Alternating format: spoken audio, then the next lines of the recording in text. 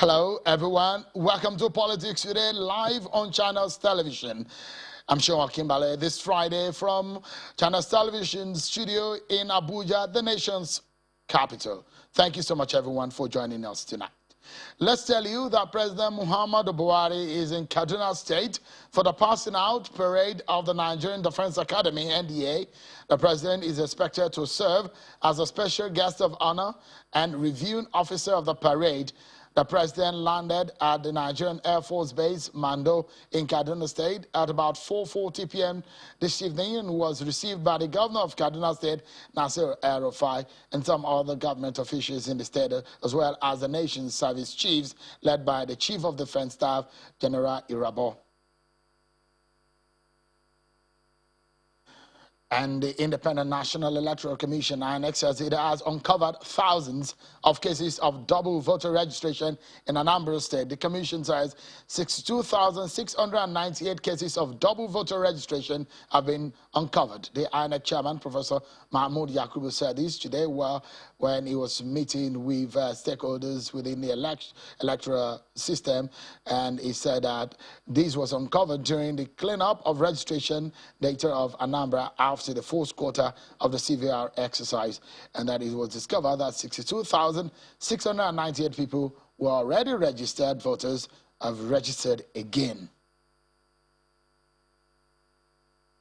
We have more for you on that story in our political roundup.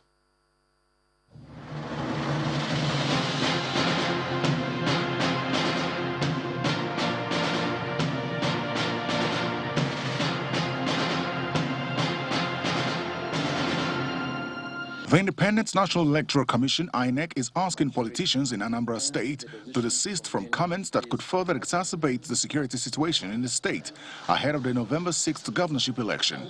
Speaking at a meeting with heads of political parties in Abuja, Chairman of the Commission, Professor Mahmoud Yakubu, notes that insecurity in the state has truncated campaigns, making it difficult for political parties to effectively mobilize and sensitize voters ahead of the elections. I wish to appeal to all political parties and candidates not to exacerbate the feeling of insecurity in Anambra State through unguarded utterances and actions. Meanwhile, the resident electoral commissioner for Anambra State, Mr. Nwachukwu Oji, says he is confident in the state security architecture, maintaining that the commission is good to go with the elections.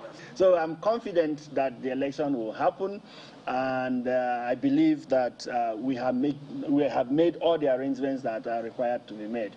However, members of the Nigeria Civil Society Situation Room are weighing in on the security situation in Anambra State.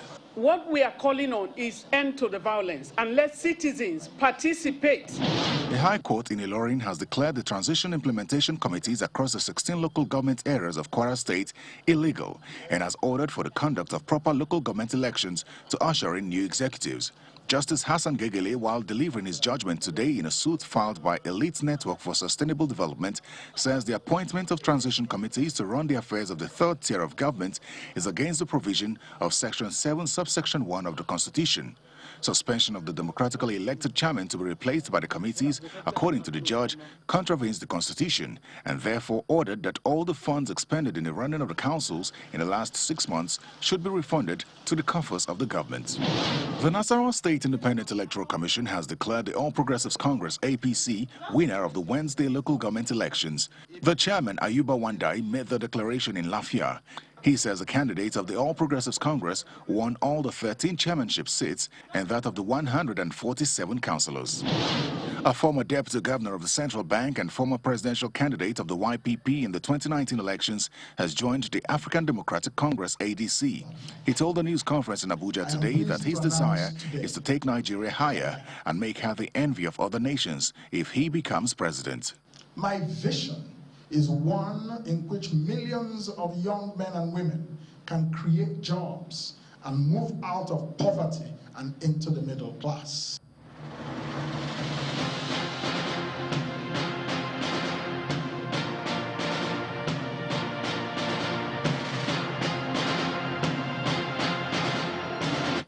Thank you so much, everyone, for staying with us. Let's tell you that the former governor of Ondo State, Dr. Olusegun Mimiko, says one way Nigeria can overcome the issues of youth restiveness, banditry, and insecurity is through a proper restructuring of the country. The former Ondo State governor, alongside some prominent politicians, debated this subject at a colloquium held in honor of the national chairman of the National Conscience Party, Dr. Tanko Yunusa, at his 50th birthday, where issues concerning Almajiri, area boys, and baby-making factories were discussed. Take a listen to them. We need a pan-Nigerian narrative. I, for example, believe that restructuring this nation is the way to go. But it's not because it is in the interest of the South alone or a counter-interest of the North. It is because I believe that every part of this country will be able to be more productive and actually get us to live like human beings. First, we need to recognize the fact that we need a different thought mode. We can't save Nigeria if we play the ethnic card, the religious card, the regional card. We cannot go anywhere with this. This is exactly what they want us to do. We can't. The nation is captive of a clique that wants to see us continue to fight PDP, APC, North, South, Southeast. That's exactly what is destroying this country. We need to create an alternative group, an alternative leadership, an alternative narrative, an alternative elite. We need to create an alternative vision for Nigeria. The state has abdicated its responsibility, and the ungoverned spaces of the country has been taken over by bandits and terrorists. And it has reached a point today, people, the ordinary people in the villages, sometimes call terrorists of ISWAP to protect them from bandits. This is happening in the lands of Niger State and Kaduna State. This is how a government has failed. It is not about railway, it's not about roads, it's not about housing projects, but the reality of Nigeria today is that our existence and our survival as a nation and as a people is seriously threatened. You heard them there, Senator Shehu Sani, Dr. Akimba Ahmed, and former governor of Ondo State, Dr. Olusegun Mimiko, at the colloquium in honor of Dr. Yunusa Tanko earlier today. So let's get started with our conversation tonight. Over the past week, it's been a series of meetings of politicians talking about 2023. The permutations arrive, the issues about the quality of leadership that Nigeria needs have been in the air, and people talking about, debating the issues. The conversation over the next president of Nigeria is now gaining more traction as the different political parties and gladiators are making efforts on how to consolidate on their agenda. The People's Democratic Party, at its last National Executive Committee meeting, resolved to swap the zoning of the party executive position, as the chairmanship seat will now go to the south and other positions vice versa in that way. But the party threw open the rotation of the 2023 presidential candidate, meaning that they're saying it will not be fixed for any particular region of the country as of now. Well, in Lagos, some politicians were in Lagos where they, in fact, flagged off an advocacy for Bola Tinubu, a former Lagos governor and leader of the APC, asking him to run for president in 2023, with the Lagos State Governor, Babajide Sanwo-Olu, endorsing the idea. The governor, I'll allow you to listen to Governor Sanwo-Olu at that event yesterday. You can't see Lagos. When we told you that you have kept the best for the last, you can see Lagos. Lagos! One thing that we cannot take away from swagger, there are three payoff lines of action, of passion, and a vision. It's only people like this that have strong vision. And like the chairman had said, when you have a strong vision, you need to have a strong passion. I can see that passion in swagger. And finally, they have put their passion and the big vision they have into action.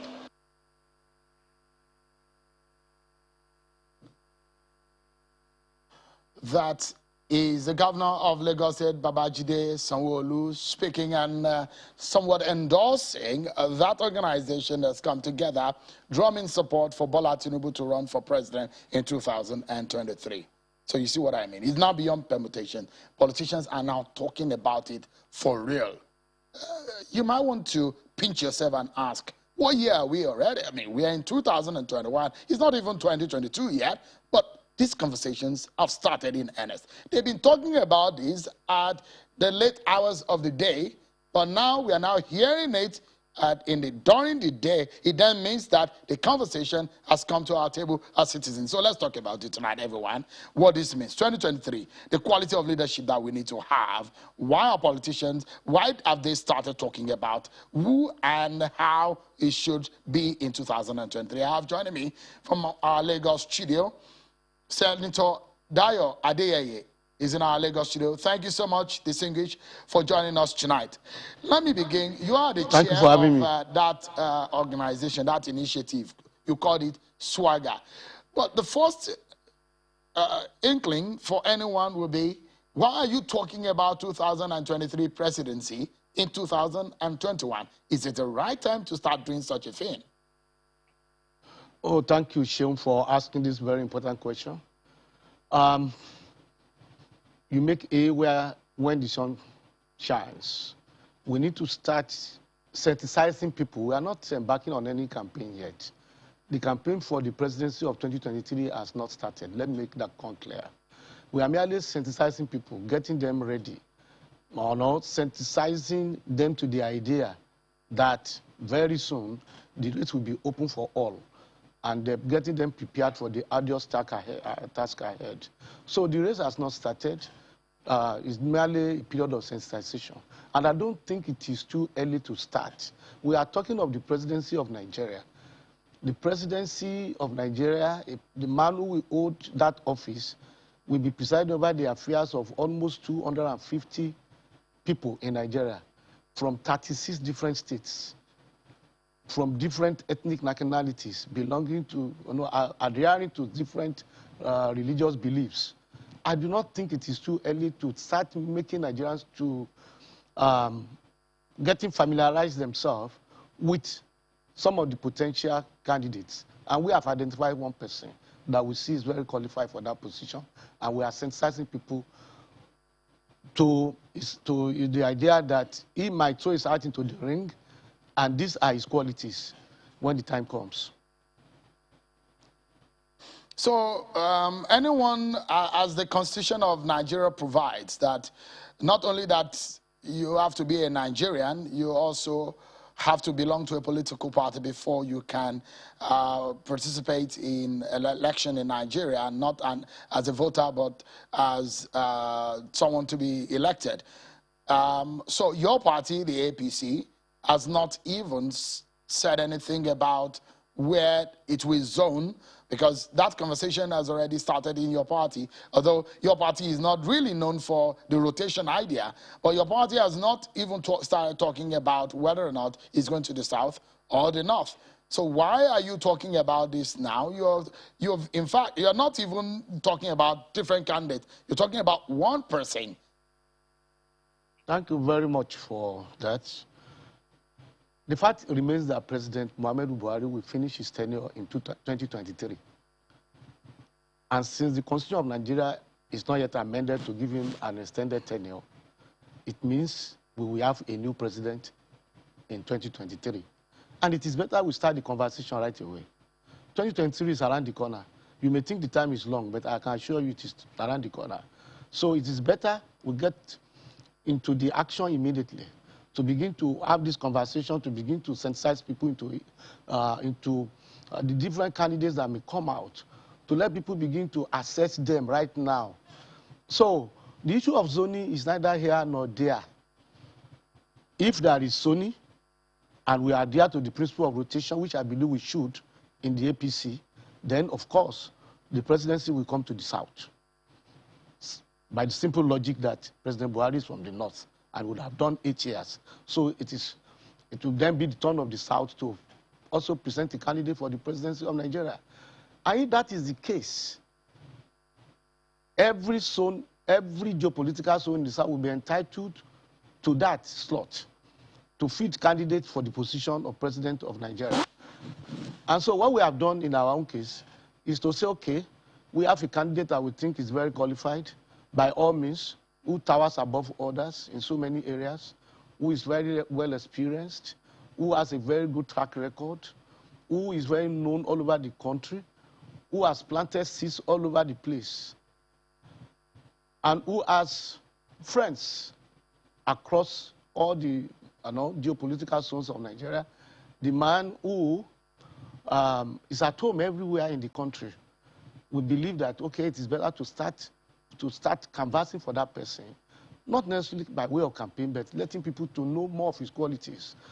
Hitherto, people said this particular man is no longer popular in his own area. It's a spent force. It's no longer relevant. But as you can see from our activities in the last few months, with the sensitization that we are doing, you can see that people is well embraced, even in his own area of the country. He's a national figure. He's a nationalist. He is not a tribal jingoist. He's a destabilized Nigeria. And we want people to know that this man has great qualities to be president, particularly when we have challenging times now. Nigerians should be thinking of who will succeed President Buhari to continue to put Nigeria on a new pedestal, a kind of a person who will at least ameliorate some of the problems we have now, who can give hope and assurance that we have a better tomorrow. The question I would like to ask you, because not only that you're an experienced politician, you have been across these political parties. You've been in PDP, not only been in the PDP, you are a frontline executive member of the PDP, so you know how some of these things play out. Should the APC microzone the presidency in 2023, what becomes of your, and it's microzone out of the Southwest, what becomes of your swagger idea? Thank you very much. I do not think the APC should microzone the presidency in 2023. The simple idea is rotation between the North and the South. If you want to do an elaborate microzoning, which I think for now will be very problematic, that will be an agreement between all the top politicians in the country. But for now, the simple agreement to which I believe there is a great consensus is simple rotation between the North and the South. That is why when President Obasanjo finished his term in 2007, it went to the North. And the person who succeeded him was the late President President Omar Musa Yar'Adua. Unfortunately, he did only 2.5 years and he passed on. May so rest in peace.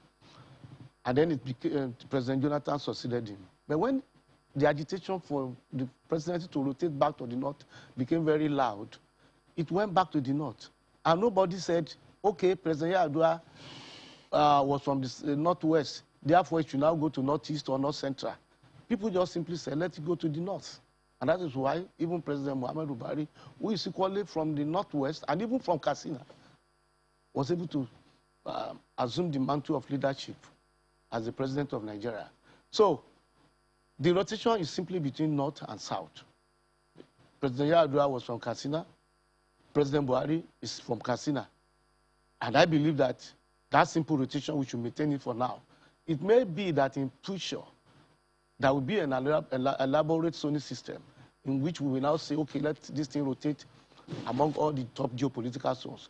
It may even be that in the long run, that rotation will be among states, will be between states, from one state to another. But for now, the simple rotation we have is between North and South.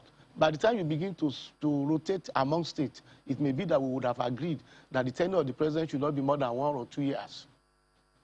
If it is between geopolitical zones, we will say, okay, so it shouldn't be more than 5 years, so that you can quickly go round. So, but for now, when you have a tenure of 8 years for each person, it is only reasonable and logical that it should be, for now, between the North and the South. And after President Buhari must have completed his term 2023, I believe it should rotate back to the South.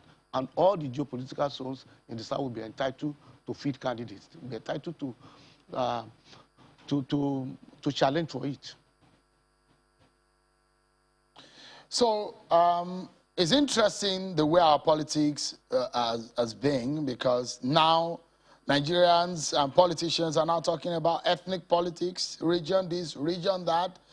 It bothers a lot of people who are nationalists in their orientation, and we think that Nigerians are one.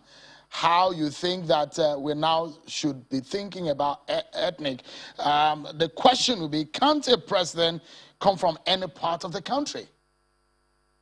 Let me make it clear to you, Chion, that the man we are projecting is not afraid of the issue of zoning or rotation. Even if the matter, if you throw it to everybody in Nigeria, is the kind of person who is able to challenge for it and is able to defeat all comers. So it's not as if we are looking for any particular advantage. So if you make it open and say, okay, any Nigerian can contest for the position of president, of course, he's quite qualified to do that and is well prepared and ready for it. So, and I believe that it will make a good showing.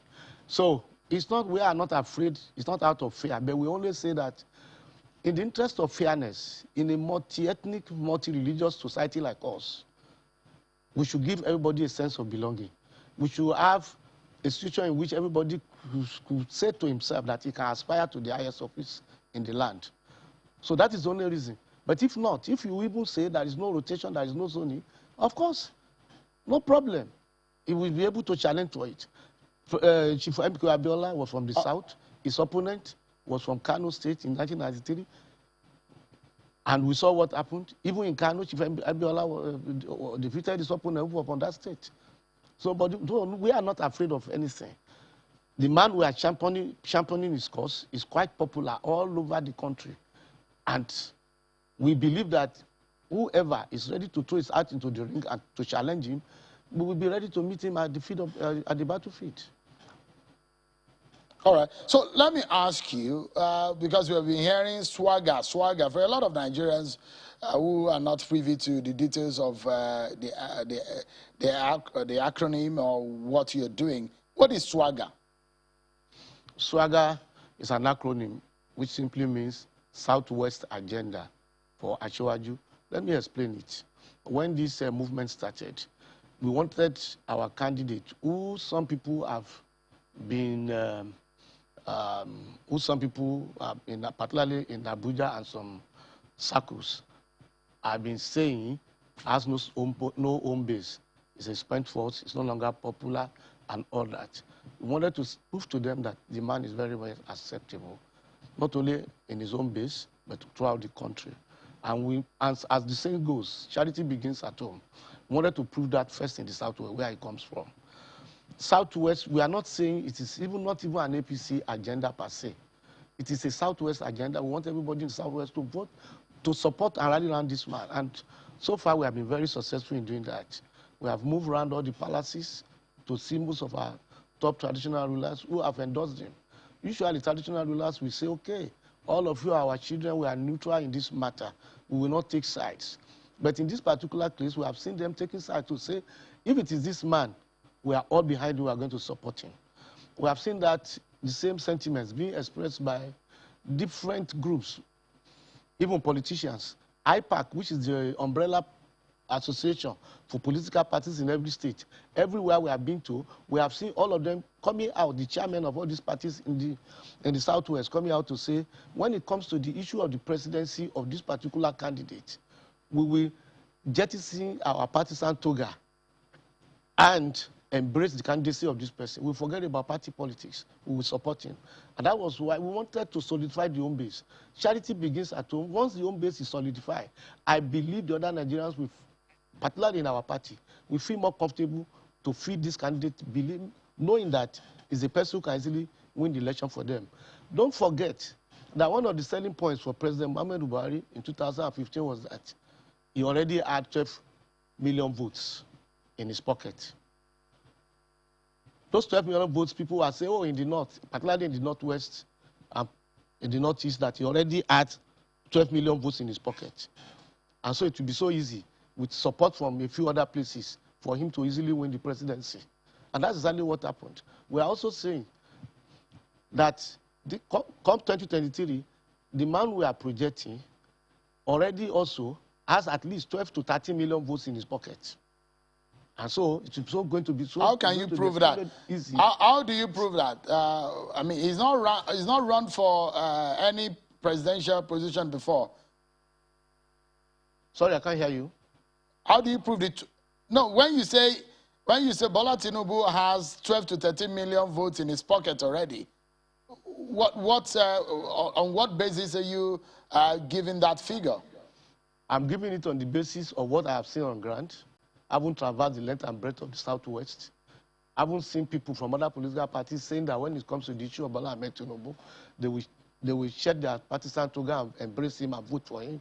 I have seen that in the palaces of the Obas. I've seen that among artisans, among students, among market women.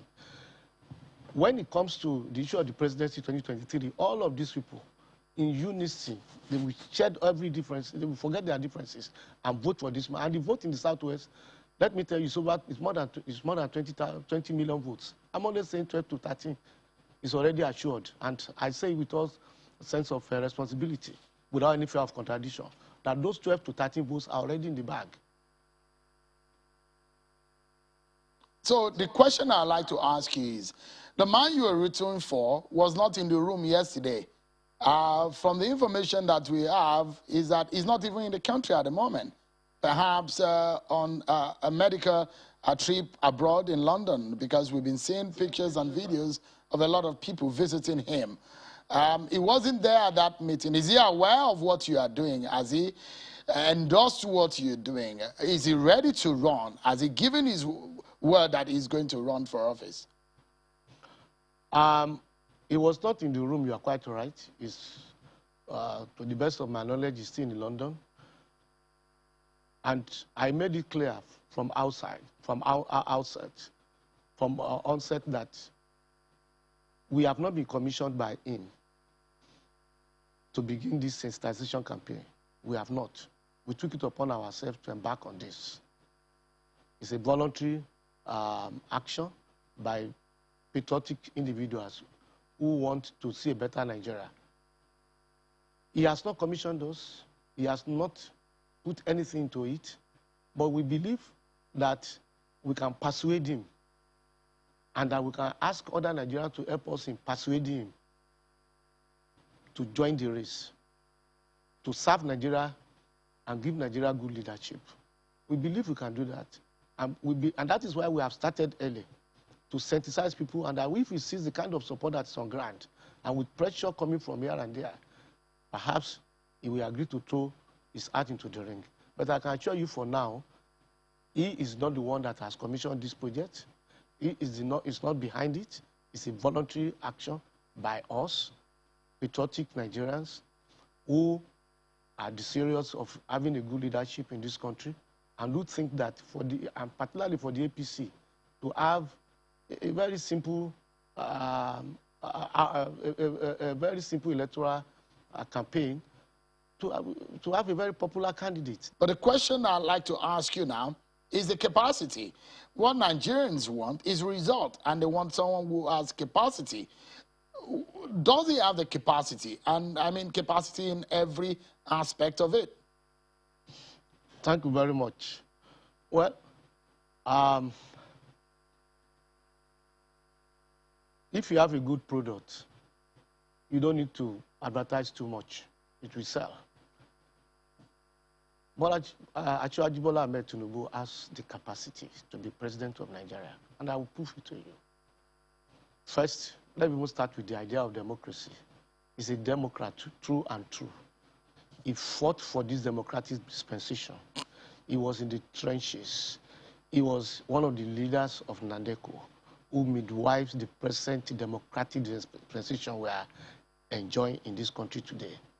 That's number one. I remain committed to the idea of democracy, always fighting for free and fair elections everywhere, and ensuring that justice is done in all cases. Number two, he was governor of Lagos State.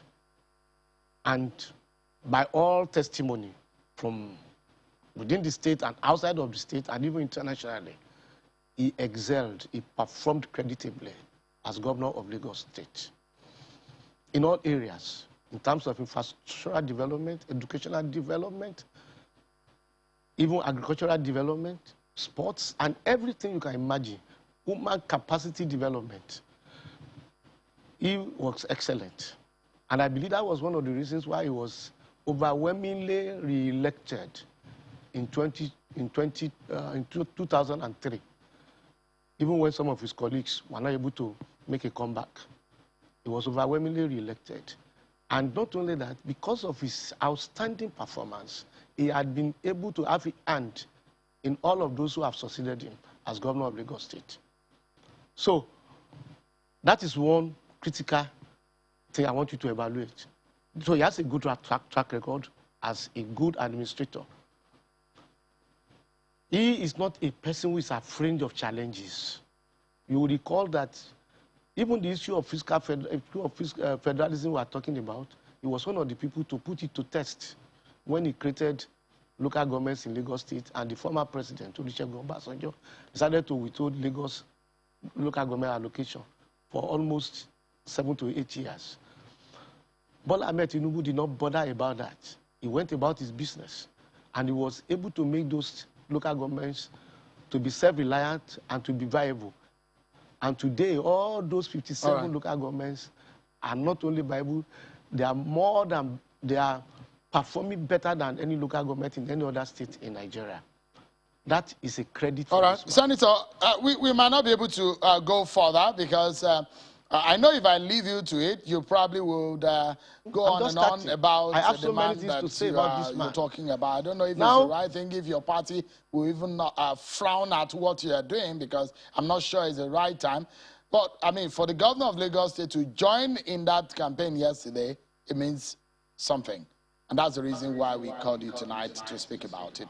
Senator Dayo Adeyeye, thank you so much for coming tonight. We appreciate it. Thank you for having me. Thank you very much. Thank you. Let's switch gears now and speak to a member of the People's Democratic Party's National Executive Committee, NEC, Senator Abdul Ninge. It was at the meeting where the party ratified the zoning arrangement for the convention of the party, which will happen on the 30th or the 31st of October 2021. Senator Ninge joins me here in the Abuja studio. Thank you so much, Senator, for joining us tonight. Thank you for having me, Chairman. How did you arrive? Because we spoke with you a few days ago, and you said we should watch out for what the outcome will be. So how did you first and foremost arrive at throwing open the rotation arrangement for the presidency? Well, thank you very much for this question, Shehu. Let me just elaborate a little more. When I was here before I left, I told you we keep on giving you surprises, especially people who don't think we have what it takes. The foundation of this party is actually Fan Nigeria, Nigerian nationalism. The motto of our party is justice, unity, and progress. And our party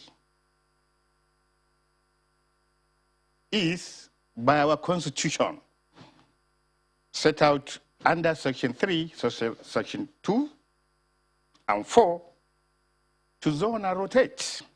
So whatever we do, we expect results. From the whatever expectation, there were a lot of hues and cries all over this country, as if yesterday there will be blows, there will be acrimony, there will be protests.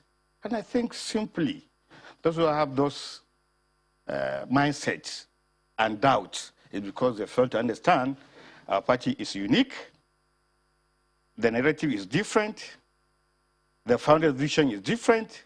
Our expectation is that at every given time, it is just not about zone, but it's about Nigeria and the progress of Nigeria. Our party, Shaun, does not belong to everybody, and it's not owned by anybody.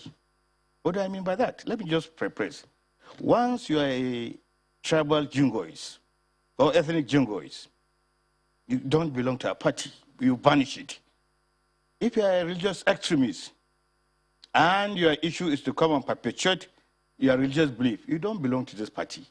And whether you are also a regional actor and you say you're a member of the PDP, you don't belong to that party. That's why when we talk to people on the street and you come out with their ethnic bias, you say, we tell them of the parties that are actually found based on ethnic understanding.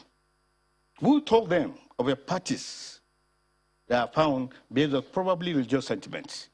And we try as much as possible to say, if you want to join us, your religion, your tribe, your ethnic background becomes secondary. And that is why when there was this issue of zoning, the zoning committee was left to do its job. And the zoning committee had 4 former presidents of the Senate, about 8 governors, 6 former senators, 7 former members of the House. They are saddled with the responsibility to come up with a zoning formula.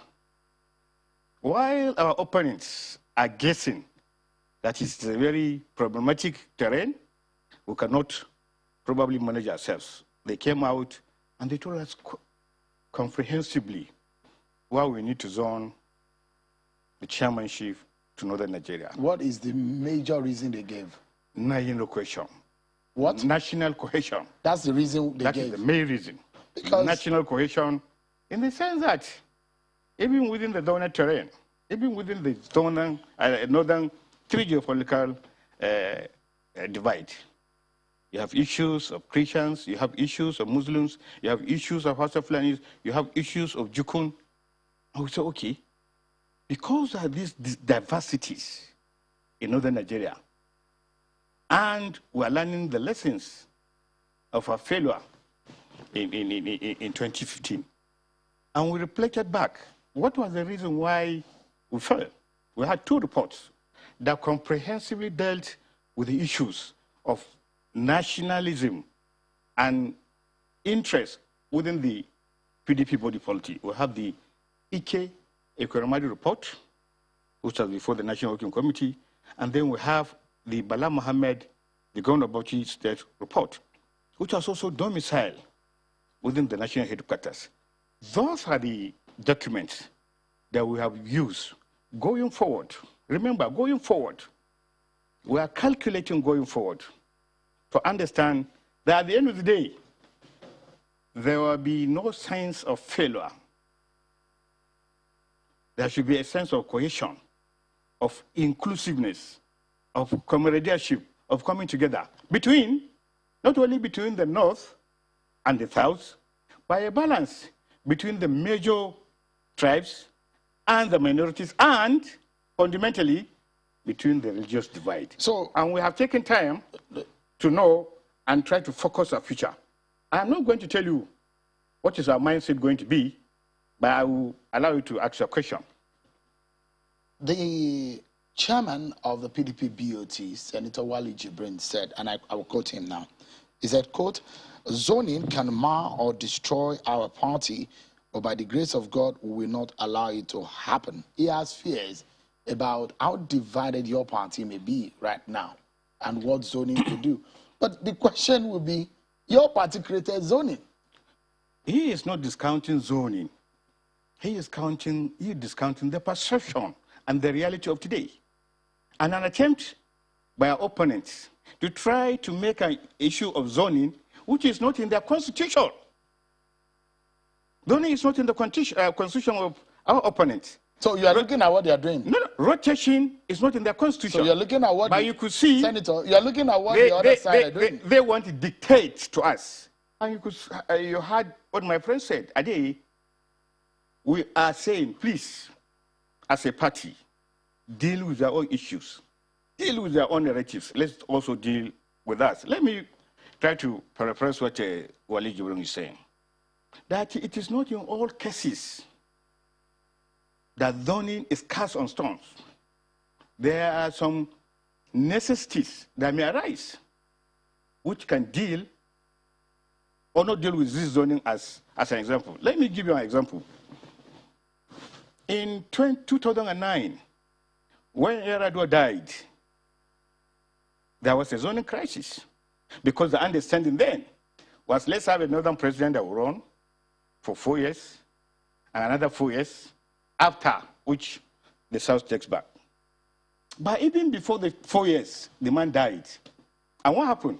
We invented what we call in the National Assembly a doctrine of necessity, and which made it possible for the then Goodluck Jonathan to continue. And in 2011, there was this hues and cries as to why should the president, having accepted zoning as a condition, and having given a statement to it, and having some people, founders of this party, endorse it, why should he run in 2011? Do you know what captures our imagination then? This issue of unity and progress. And we took this narrative to our people in the field. How can you stop a sitting president from running for an election, which he constitutionally and legitimately deserves, in place of a lesser or a lesser reason in the Constitution? And we allow almost 100% allow Jonathan to run in 2011, and he won the election. In 2014, that is where you first notice the PDP cracks. A small crack. Was that because a small crack. Was that a small crack? A small crack in the sense, because of the Constitution of the Nigeria, which allows 2 terms of 4 years, giving every person that runs to the office the ability to run for two terms. The Constitution has a lacuna, and we said, and we are in this lacuna until eventually he runs in 2015. We have been able, you know, this matter was not taken up to the Supreme Court. And what was the lacuna? The lacuna is, can a sitting president continuously be in office more than 8 years? And if he had won in 2015, plus 4, that is 8, plus 2.5, that is 10.5, could that actually be a reason? He actually completed the tenure of the late but that's why I said there was a lacuna. The legal lacuna was a problem. And there was a division that time as to what ought to be. Well, and what we needed. Senator Nengi, there is a contradiction that came out of that your meeting. How? I'm still going to come to, you mentioned 2 reports, and Nigerians perhaps don't know the details of that report. You might be able to give us a sense of what that report means for your party in the future. And now, there was a contradiction that came out of that your meeting. How Some members and leaders of your party were resentful of the zoning idea. I didn't hear that. Oh, did you hear what the former vice president said about the issue of zoning? And he said, look, we cannot leave this issue to zoning. No, completely. The former vice president, you know, at any time, said zoning was bad. But he said that you should leave the position open. There are crises of leadership, zoning should take a secondary look. Where there's a crisis, it's a beneficiary of zoning. And I saw a lot of papers carry the assumption that the vice president was talking against zoning. How could he? He is a founding member of this party. So that's where the contradictions come. Well, why is the contradiction? Because your party is the originator of zoning, rotation arrangement in Nigeria's politics. Exactly. So one would think that zoning is sacrosanct in our politics, at least from the PDP's point of view. All of a sudden, your party is singing from another angle. There's nothing like sacrosanct. There's nothing like sacrosanct. It looks like it's been sacrosanct, no, Senator Nengi. I said zoning is not cast on stones. And that is why I took time to give you the evolution of the PDP government, as it were. Should, because of zoning, President Jonathan step down in 2011? Should, because of zoning, President Jonathan step down in 2011? Should, because of zoning, a rotation? Should we have disallowed President Jonathan to run in 2015? That was an extraordinary, Senator, hold on. That was an extraordinary situation at the time. Nobody envisaged that the president was going to die in office. But is there any extraordinary situation now that have warranted your party to take a step away from what you have practiced over the last 20 years? Because of that extraordinary, nobody saw it. But it's a human thing. It can still happen today No, and but tomorrow. what I'm saying, is there any extraordinary situation now? Of course, because of what happened, we are guided by our history and the happenings. No, I'm talking about now, Senator. You know, as a human being, you need to focus and be guided by what happened. If you're not a history student, you probably will not understand what I'm saying. Because of our past experience, and because of that zoning issue that cost us 2015, and because of the narratives of our political opponent, who are insisting, making our governors, driving them. All right, Senator, I'll put you on the spot right now. Please. So, and the conversation is that what the PDP is doing is that you are looking at the hands of your opponent, the APC. You are looking at the game they are playing, how they are playing it to determine your own game. Is that true? We are pace setters. They come after us. They are not a political party as we are.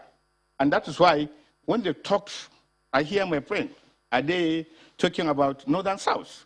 Rotation. Did you put it in your party? Why are you talking about it? Why are you making reference to it? It is interesting, Shaun, to understand that as a political party that was defeated by APC, if we don't take lessons, if we don't check their propaganda and expect what is coming from them, then we're not a political party. So you are looking, you're looking at their game plan so that you can determine your own.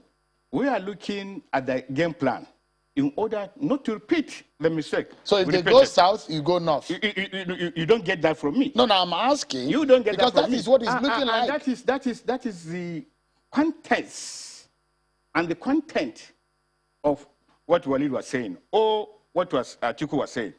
There is no in all cases. And within this purview, we don't make a mistake of saying this is why we are taking our presidential opponent. But we have done one. The party chairman comes from the north. So we'll continue to allow them to guess. It's a practice in, I can't remember if I check your party constitution that I have, because the practice has been wherever the national chairmanship of the party comes from, the presidential candidate of your party comes from the opposite direction.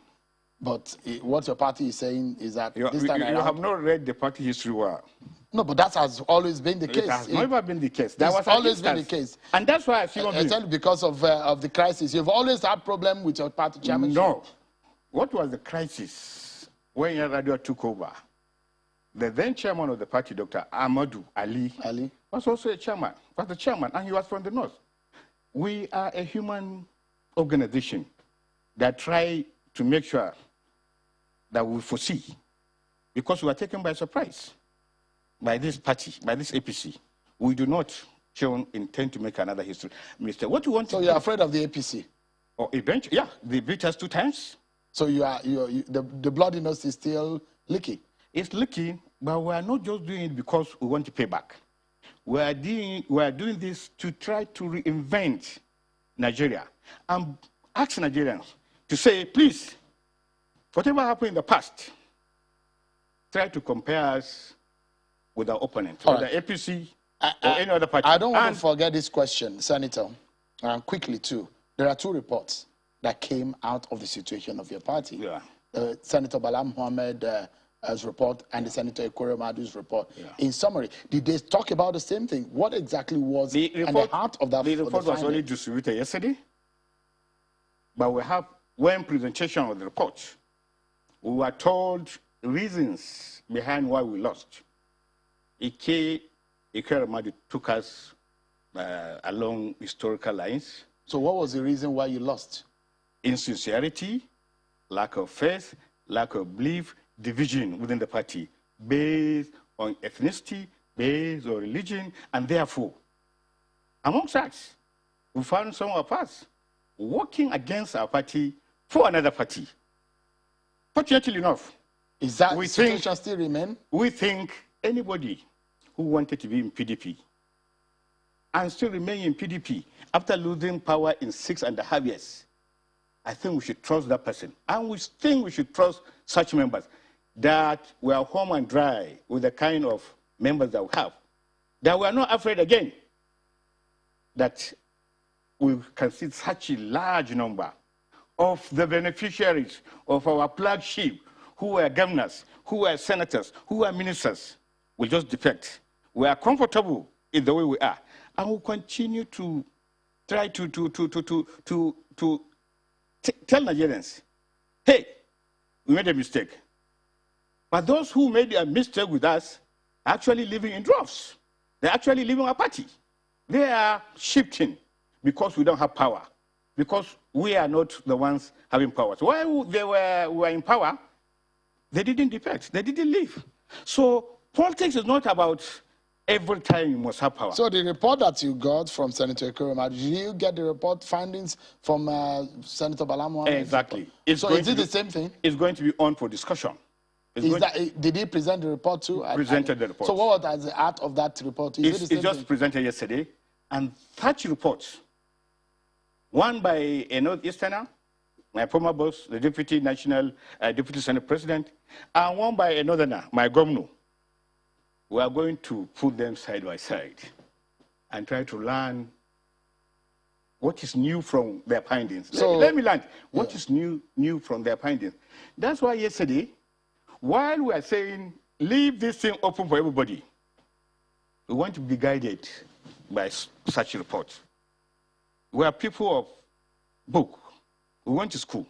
We do not intend to just sit down and just assume that we know.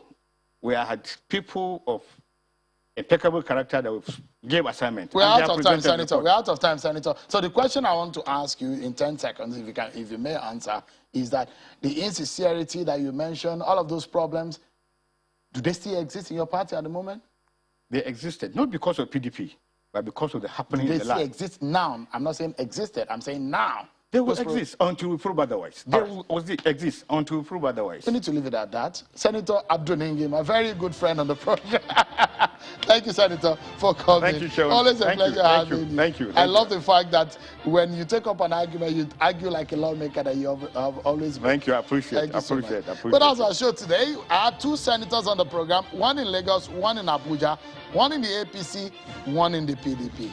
And that's how we close the program. Thank you so much, everyone, for watching. I'm Sean Kimbale. Bye-bye.